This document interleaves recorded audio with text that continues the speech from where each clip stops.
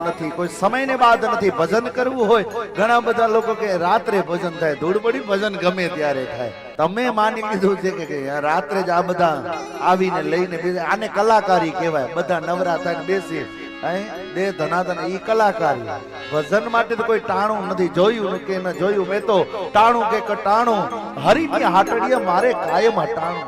એ તો ગમે ત્યારે એના માટે કોઈ સમયની મર્યાદાઓ ન હોય. મારા ભાલા ભજન આપણે ભજન બરોબર મગજમાં બનાવી લીધું છે કે પેટી તબલા બેન્જો ને મંજીરા ને વાગે એને જ ભજન કહેવાય, એને ભજન ન કહેવાય. એ તો ભજનનો એક પ્રકાર છે. તમે કોઈને ગ્લાસ પાણી ભરીને આપો છો ને એને ભજન કહેવાય. હા, કોઈને બાવડું પકડીને ગાડીમાં ચડાવી દેવો એને ભજન કહેવાય. જ્યાં જરૂરત છે ને તમારી વાણીથી તમારા વર્તનથી જેને તમે સુખ આપી શકો છો, મદદ કરી શકો છો, એ બધું ભજન છે. તમે માળા કરો છો એને ભજન કહેવાય, પૂજા કરો છો એને ભજન કહેવાય.